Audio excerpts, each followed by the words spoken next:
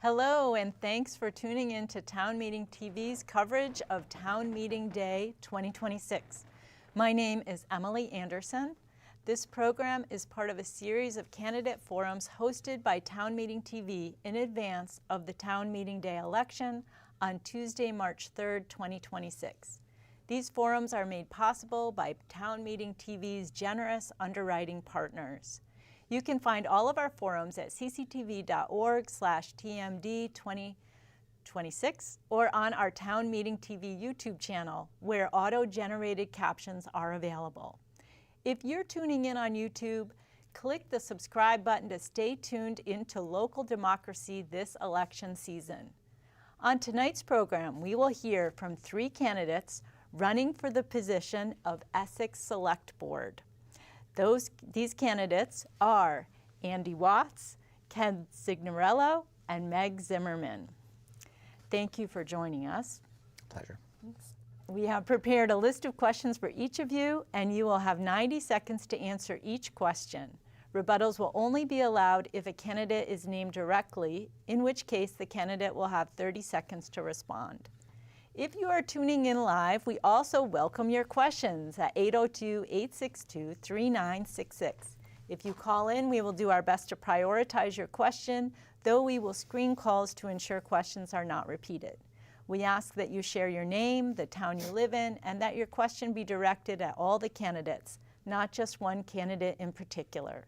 You can also submit questions for future forums online at cctv.org/TMD2026. Let's get started with 1-minute opening statements. We'll start with Andy Watts. Tell us what you love about Essex, why you are running, and what will be different if you are reelected. Okay, great. Thanks for the invitation to come and have this discussion. Why am I, what do I like about Essex? I think that the thing that I like the most is the people. I think that's actually true wherever I go. The most memorable part of any experience is the people that I interact with and the people that I meet. Other exciting thing about Essex is we've got so much stuff going on, but I'll comment on that in a second. One of the big reasons I'm running is the same reason I ran 3 years ago. Because of 8090 Upper Main Street. It's an interesting thing that 3 years ago I had the exact same thoughts that I wanted to be part of getting that project moving, and we're still very close to the beginning of that process, and 3 years later, so I do want to continue on that. Things that maybe I would change in Essex, I mentioned earlier that there are so many things going on. I think I'd like to whittle down the number of things we're doing so that we can focus and get more things done without the distraction of such a long list. Great, thank you, Andy. Ken Signorello. Thanks. Thanks for having us. So I've lived in Essex now for 20 years, so I sort of know what the story is living here, and what I really like is the rural lifestyle and proximity to an urban center. That's what's special about Essex, I think. We seem to be finding our niche. We're starting to become a bit of a destination for very good restaurants. We have 2 breweries now, a cidery, 2 cannabis shops. So people are coming. We have a resort. We have good recreation that I love. I also like seeing some of the high value industries that we're attracting and with high paying jobs. Things I'd like to, why I'm running for the select board, I've been watching the select board now very closely for 6 years. I want to change the fund balance policy. I want to change how our capital is funded. And I want to see our select board be more responsive to our residents. Those are some of the important things I really want to see happen. What will be different? Not much time. Most importantly, I want to see shorter meetings. Very, very important. Definitely want to see a difference there. I want to, and of course I can't guarantee any of this, I'll only be one person of a 5-member board. I want to get rid of our capital tax and change how our capital is funded, not with a capital tax. And I want to change our fund balance policy. Thank you, Ken. Meg Zimmerman. Sure. So thank you for having us. I am so excited for this opportunity to serve on the Select Board and for the future of Essex. My husband grew up in Essex, and as working parents, we were drawn back here for the strong community, the excellent school districts, and the ability to be connected to nature. I hope to reflect the perspective of Essex families, both past, present, and future, as I work to maintain the amenities and the quality of life that drew us to Essex in the first place. I have 15 years of HR experience, and I try to bring a pragmatic, people-centered approach to problem solving and leadership. I'm excited to serve our community with integrity and thoughtfulness, and really for our kids' kind of shared future. I believe the Select Board has done a great job of prioritizing, measured growth and financial responsibility, and I'm excited to continue to support that work. I'm committed to balancing affordability with quality of life. So Essex remains a place where families, seniors, and small businesses can thrive, and I'm excited to bring a fresh perspective. Great, thank you, Meg. So we do have a caller on the line, so I will answer the call. Hello, can you say your name and the town you live in and your question for everyone? This message has been transcribed. One moment while I notify the caller. Hello? Hi. Hello? Hi. Could you say your name and the town you live in and Sure. address your question to everyone here? Sure. So this is Georgia. I live in Essex town. And my question is about conflict, how you deal with conflict in your life, and what you would do in a situation where you are in the minority, where you disagree with your fellow board members. Okay, thank you. Thank you. So Ken Signorella will help you start with that. I deal with conflict all the time. I'm on two committees now. We have differences of opinion. It's very important to make sure that you advocate for your position as best you can. If you cannot get a majority, you need to allow the majority to rule. And just move on to the next thing. It's very, very important not to hold any kind of a grudge or have a negative decision impact the future. Thank you, Ken. Meg Zimmerman. Yeah.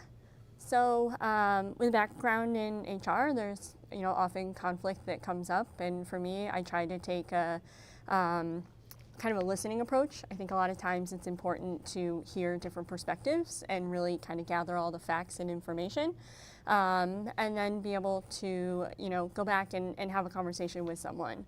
Doing that, being able to relate as people, I think is really the most important, and oftentimes you're able to resolve conflict that way without making it a bigger thing.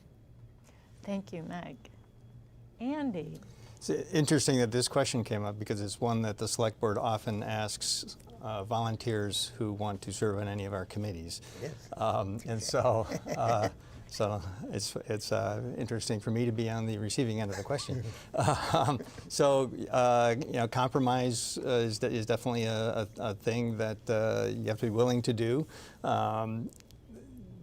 Though a Select Board majority position doesn't prevent you, an individual member, from continuing to hold their opinion and speak it. Again, it's listen to what others have to say, try to understand the others' perspectives, and be willing to compromise and move things forward. Great, thank you, Andy. So we will move on to a question about the town budget. Do you support the proposed town budget of $17.2 million? Is there anything you would have liked to change about this budget? And Meg Zimmerman, we'll start with your thoughts. Sure. Yeah, overall, I support the proposed budget. I appreciate the thoughtfulness of the board and their kind of measured approach to budgeting over the last several years, with several small increases over time to prevent a situation where we end up with a need for a large increase. This year the budget increase for taxpayers is at about 2.5%, essentially keeping up with kind of the overall national inflation rate. And in listening to the auditor in one of the last select board meetings, I was pleased to hear his take that Essex is well situated financially. Still funding the critically needed services that we have, like our fire department, for example. One update I would advocate for is consideration for returning the human services funding back to the general fund budget. That funding stream dates back to 1987, and I think it's not just ethical, but kind of a common sense cost saving. It supports the organizations that do the work independently, and it not only serves its constituents and prevents us from having to spend, more money to address those social issues if those services didn't exist. So, the separation was new in the last year. And I'd like to eliminate the potential for it to become unfunded, kind of leaving residents who rely on programs like On Top, for example, without the services that they need. Great. Thank you, Meg. Andy? So I was part of putting the budget together. So yes, I do support the budget. The one thing that I would like to have maybe voiced more support for or asked for at the time is a housing trust fund. We did fund a study to investigate what might work best for Essex using fund balance, leftover money from fiscal year 25. But I think having it be a line item in the budget and explicitly funded would put more strength behind that, and I again wish I had advocated more for that. Mm-hmm. Thank you. And now we'll move on What to about me? Oh, good. I was wondering what happened with that. Thank you. That was not going to work. Ken Start your clock. Signorello, school budget, No, town budget. Town budget. The short answer is yes and no. So our town does a very good job with budgeting. There's no question about it. The select board spends a lot of time on it, and I think that they interact a lot with staff, and we do result in a good budget. The problem is, for the last 5 years, the amount that has been taken in versus the amount that was expended has averaged surplus $800,000 per year on the average. And that is a concern for me. How that surplus is handled is my issue. And I think it should be rolled into the next, it'll be a jump of a fiscal year because it's 1 year to the next year. It should be rolled into the budgeting fiscal year. And any items that would be expended on, like a housing trust, for example, should be put on in the budget and voted on with everything else. I don't approve of the current fund balance policy. The other part of the budget that worries me a little bit, it's not the municipal budget, but the capital budget. The problem with the capital budget is it's funded with a fixed capital tax. That's a certain percent on the appraised value of a house, which means that how much is brought in from that capital tax will depend on the value of the grand list each year. So it's not 100% predictable. Whereas a transfer from the general fund to the capital fund, you can know exactly how much your needs are and match it dollar for dollar. Those are the kind of changes that I'd like to see. In general, yes, but I'd like to see some changes. Great. Thank you, Ken. And now we will move on to the school budget. What are your thoughts about the proposed Essex Westford School District fiscal year 27 budget based on keeping current program services in place? And Andy, we'll start with your thoughts. So if you, when you're campaigning for for a select board seat and you go knock on people's doors, the thing they want to talk about most is the school tax. But the select board has nothing to do with that. And after some explanation, they might accept that, or they might just continue to tell you how expensive it is to live in Essex. And it's a problem statewide. The education tax, I don't know what to do about it. I think the school budget's not finalized yet. The vote's not until April in Essex, and so I again, having nothing to do with the school budget, no control over it, I'd rather not comment too much on it. And I think that if the people have concerns about it, should be talking to their legislators, not to the select board. Thank you, Andy Watts. Ken Signorello, your thoughts? Andy is spot on. The school budget, the select board doesn't impact the school budget. The school budget impacts the select board. That's the way that works. It's how flexible the select board feels it can be in its municipal budget will be dependent on what they anticipate with the school budget. The state is in control of that really now and really needs to get a handle on our education. The only thing I'll say is I have a huge propensity for making sure that our children are well educated, and I was a youth mentor for 12 years, so I've actually put some skin in the game. Don't have any children myself, but I think it's critical that we have a good education system. Mm-hmm. Thank you, Ken. Meg Zimmerman, your thoughts? Yeah. You know, to Andy and Ken's point, the select board, you know, it is a separate vote from the school board, and you can vote on the school budget Tuesday, April 14th. And I think the school board has a really difficult job, and I really support the hard work that the board does to develop a strong and a fair budget within the constraints of rising costs, and oftentimes those costs are outside their control. The excellent school system here in Essex was one of the key factors for, you know, us that contributed to us moving back to Essex and raising our family here. I was pleased to see that there were not going to be any changes to the programming or the services offered in the proposed budget. And I know it wasn't easy for the school board to accomplish that. As a child of a public school teacher, I am strongly supportive of the work of public schools, and I'm proud to be sending my first grader to a strong school district that really prioritizes funding to support both its students and to the staff as well. Great, thank you, Meg.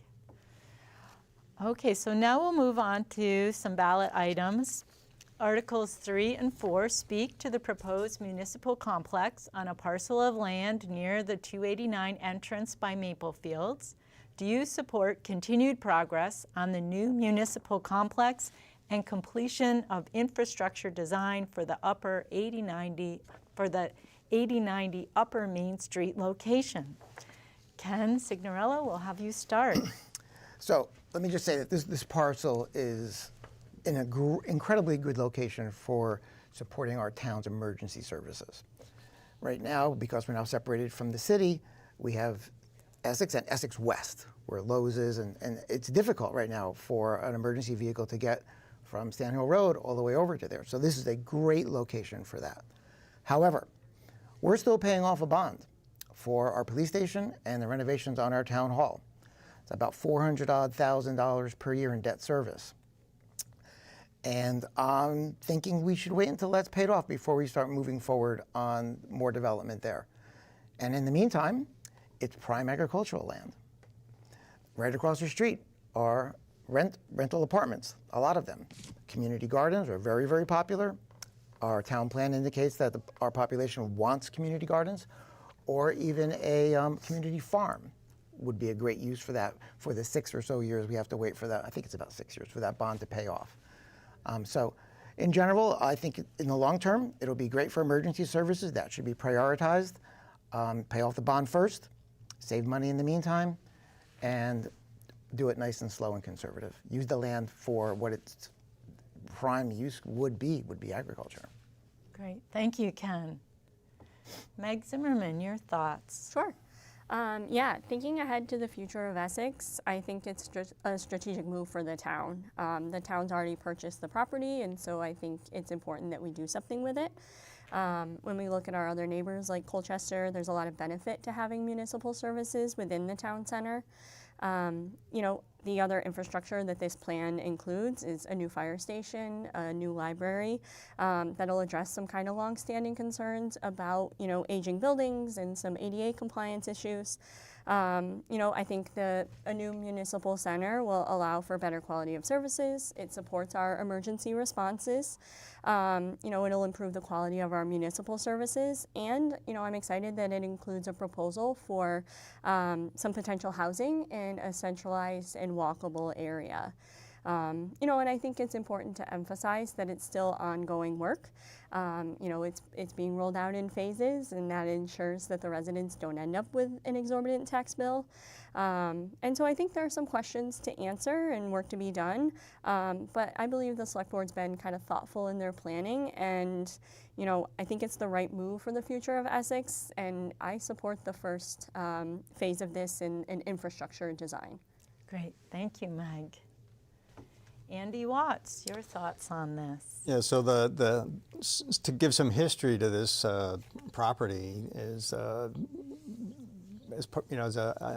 the pandemic, we got $3.3 million in ARPA funds. The initial proposal was to use it to buy down the tax rate because we were facing a 20-something% increase when Essex Junction left us.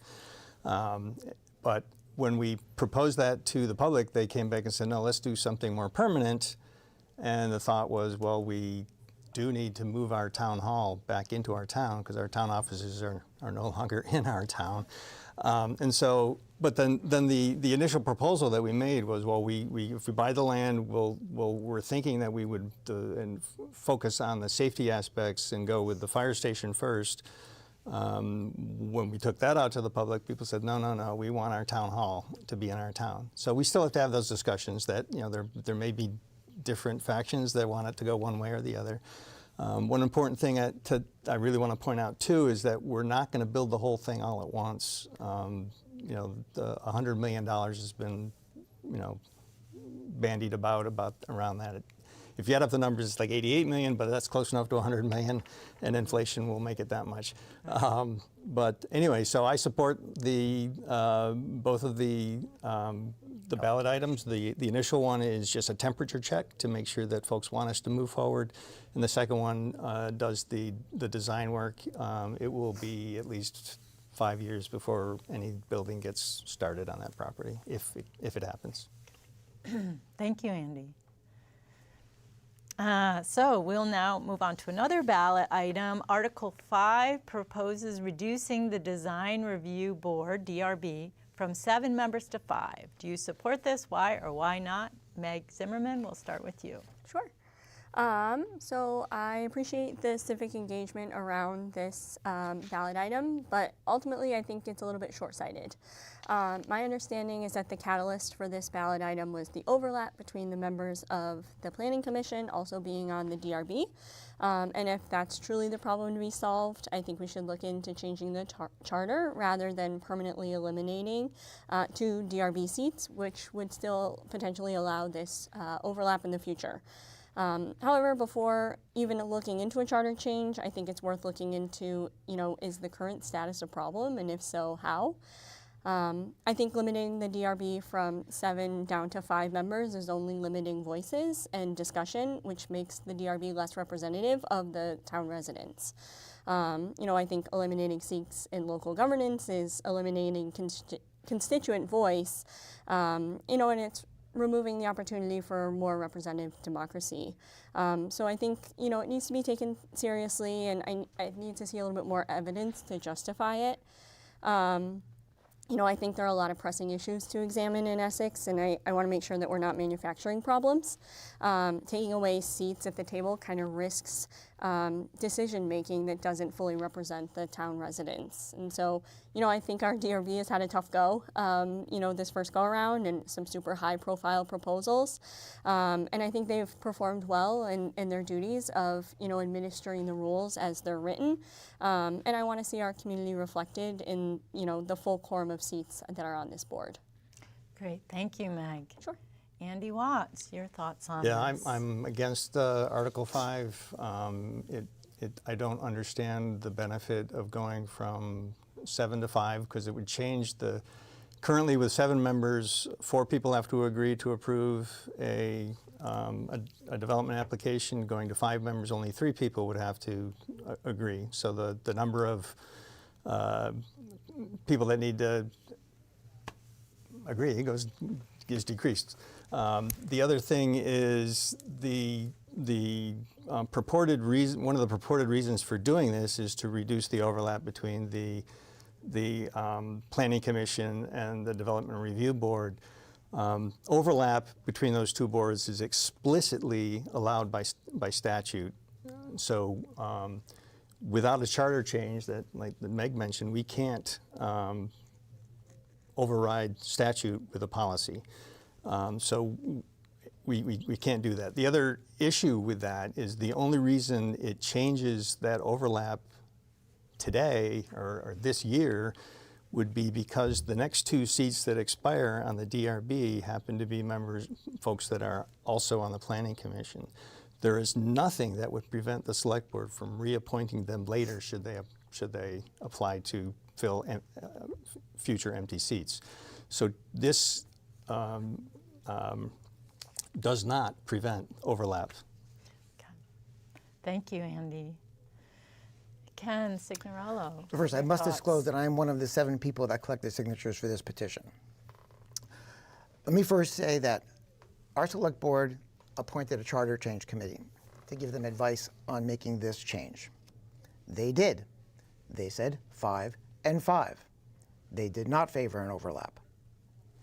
None of our boards, the Planning Commission at the time or the Zoning Board of Adjustments, I checked all the minutes, none voted to say anything other than that.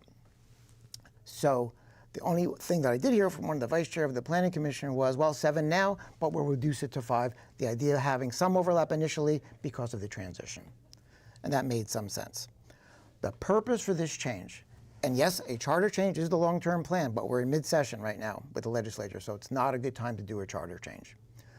That's coming, I promise. We did find that short-term, the voters have the option of setting the Development Review Board number. And it just so happened that 2 of the ones that are expiring happen to be of the 3 overlap. We took advantage of the lineup of the time frame. Next year, we will be submitting a petition for a charter change. The purpose is to separate powers. You do not want your legislator, your rule maker, to also be your judge. That's never a good idea. Imagine you're on the Planning Commission who makes regulations, and you're also on the Development Review Board, and you know of an application that's coming. And it's one that you favor but doesn't conform to the rules. You will now know that and have a vested interest in trying to influence changes that you're currently thinking about in the regulations. And well, 2 other board members, I might add. They might all 3 be in that same, that's 3 of 7. That's almost a majority. So very unhealthy to have this overlap. The Select Board decided not to listen to the Charter Change Committee, made it 7 at 7. I don't exactly know why, but it happened. So we're trying to fix it the best way we can. Thank you, Ken. We are now moving on to growth and development. Recently, the town of Essex voted to reject 2 major and controversial projects, an Amazon warehouse at the Development Review Board and the Women's Correctional Facility at the Planning Commission. What is your stance on these projects and on the town's growth plans for the coming 5 years? Andy Watts, we'll start with you. Yeah, so since I'm on the Select Board and there's an active legal action taking place around the Amazon thing, I can't comment on that other than to say it's in the court system and a judge will decide what the next steps are. That's all I can say on that. For the prison, I'm a little surprised that the state hasn't come back to us after the request was rejected. I thought they might. Maybe they're busy doing other things. I know one of the big reasons it was rejected was because of public transit, and Green Mountain Transit is very likely going to drop all of its Essex transit routes. So I do know, though, that Green Mountain Transit is trying to aggregate a number of organizations that are affected, human services,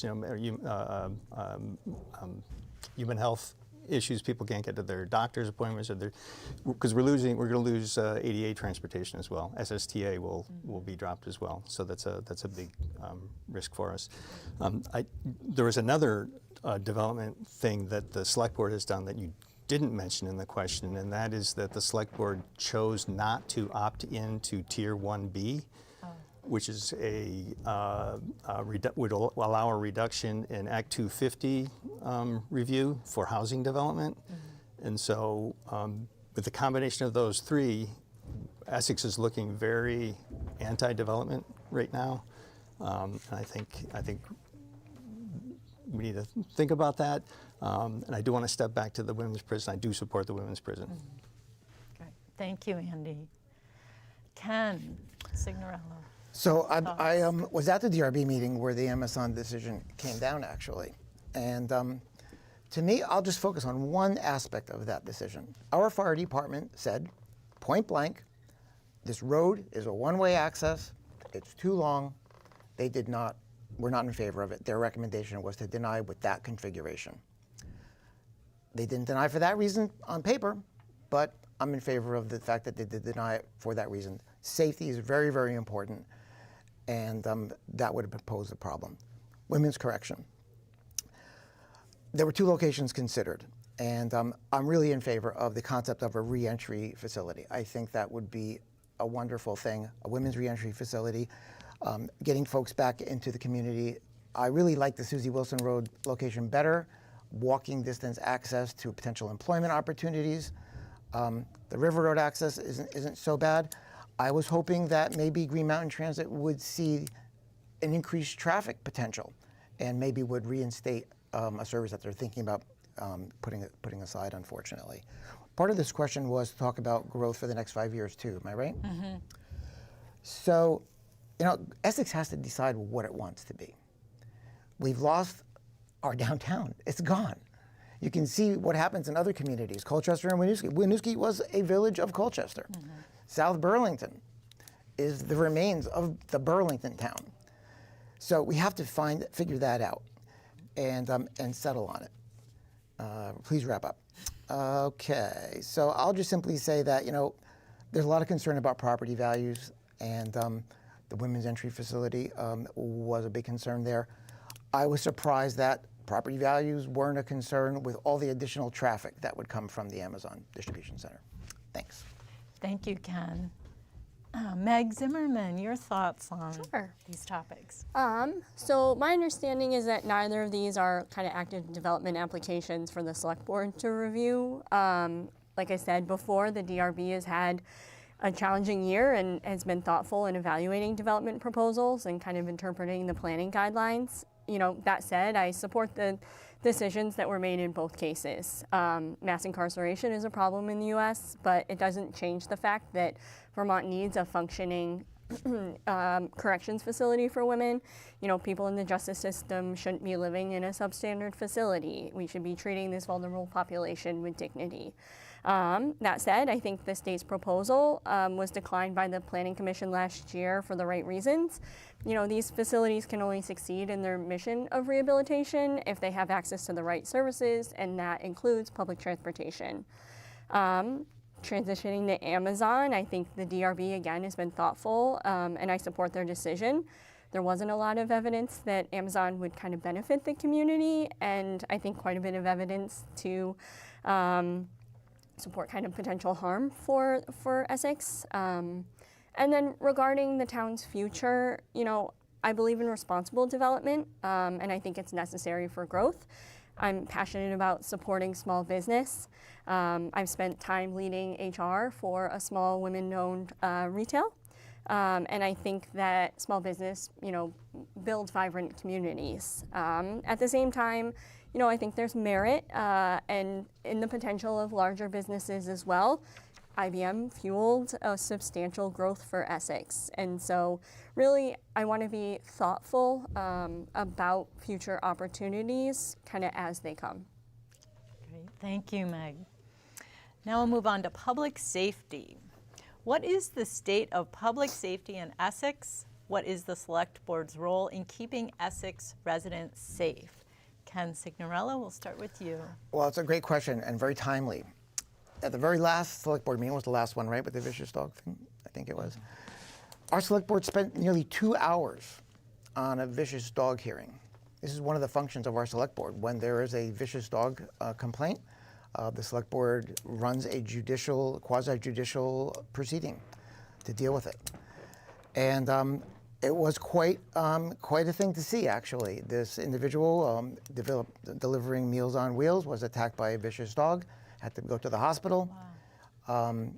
There's a rating system, apparently, for how bad a dog attack is. This was a 6, and apparently the next level is dead.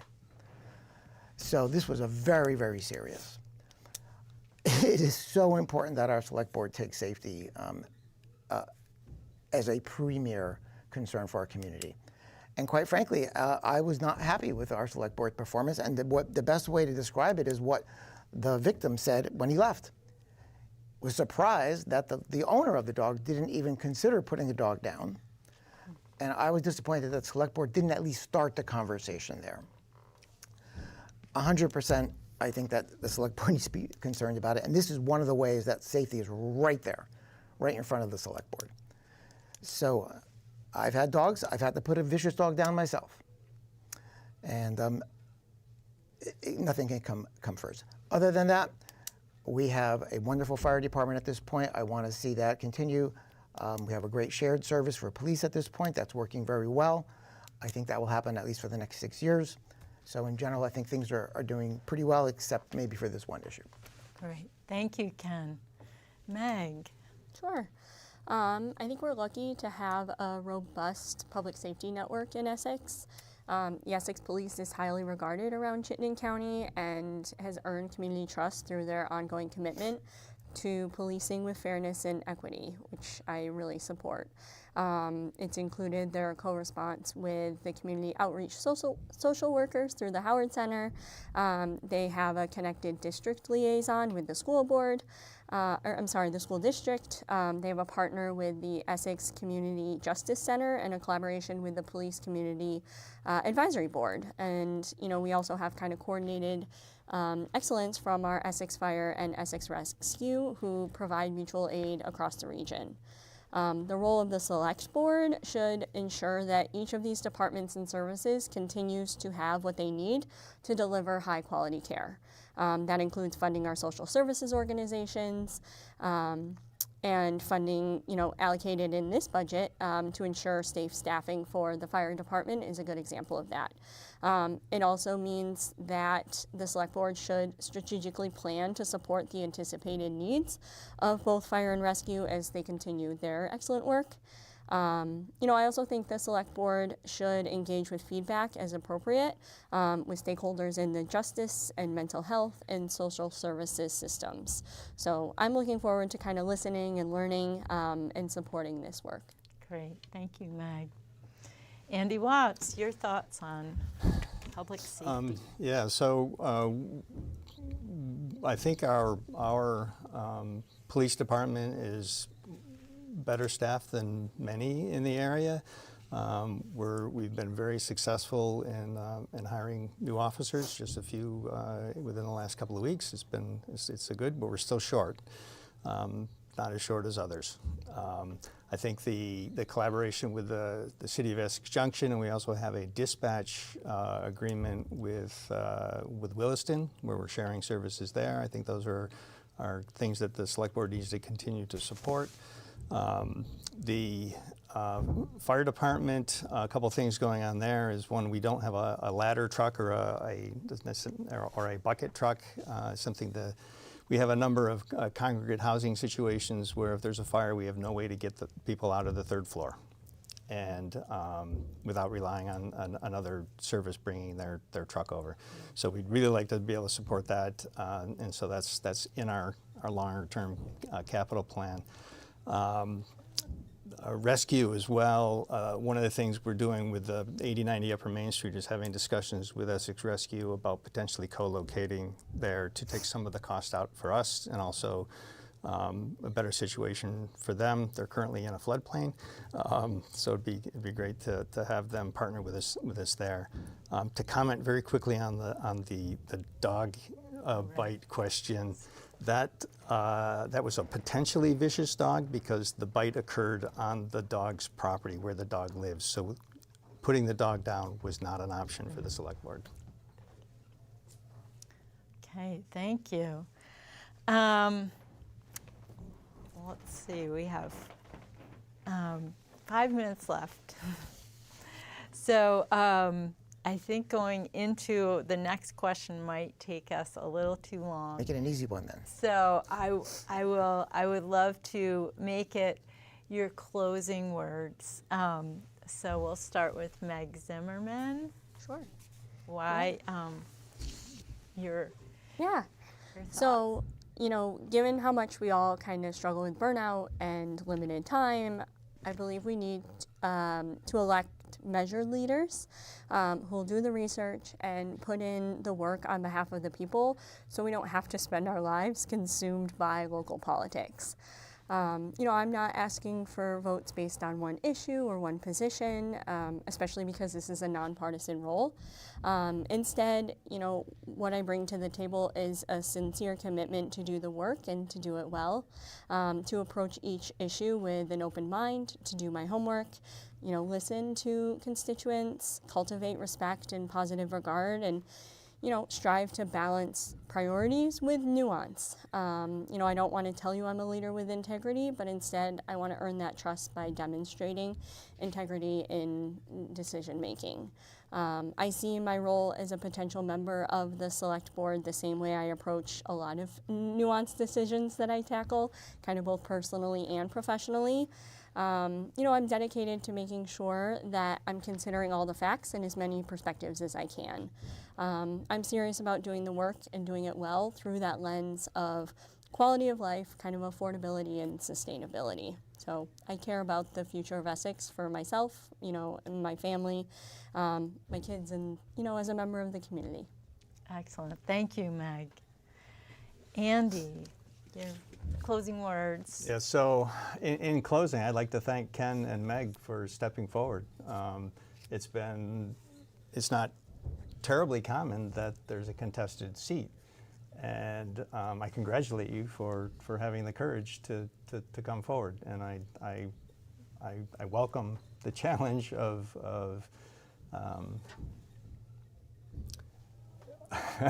only 2 of the 3 of us will be on the board come April. And so, Short straw.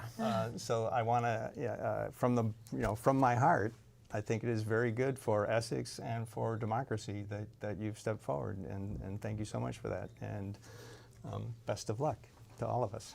Thanks. Yeah, Wow. same. Thank you, Ken. Oh, sorry. Thank you, Andy. I am Ken. And Ken Signorello. I don't want to. This is Andy Watts here. Ken Signorello. Well, I think I can say what I bring to the table is I've been watching the select board very closely for 6 years. I've attended over 100 meetings. I actually sort of checked. And I'll be starting with understanding everything the select board does, pretty much. I'll know the budget process. I'll understand that. One thing I would do if elected is solve that charter change problem we were talking about earlier. I would try to save my constituents from having to go and collect 500 signatures to put that charter change on the table. It was recommended by the Charter Change Committee. I would try to make that happen. I would like to suggest that I'm in touch with our residents. I run a weekly political conversation called Polytalk. People can learn about that online. My website is signorello.net, signorello.net. You can learn more about me there. It's, to quote one of the residents, since I've been going to all these meetings and serve on so many committees, it's about time I served on the select board, or ran for the select board. Cool. Thanks. Well, thank you, Andy, Ken, and Meg. This has been a pleasure talking with you. Thank you for this. And thank you for tuning in to Town Meeting TV's ongoing coverage of local candidates, budgets, and ballot items. You can find this and many more forums at cctv.org/TMD2026 or on our Town Meeting TV YouTube channel. Don't forget to cast your ballot on Town Meeting Day on or before March 3rd. Then tune in to Town Meeting TV's results recap show that evening starting live at 7 p.m. Contact your local clerk to find out how you can obtain a ballot and to register to vote. In Vermont, you can register to vote on Election Day. Thank you for watching and sharing Town Meeting TV.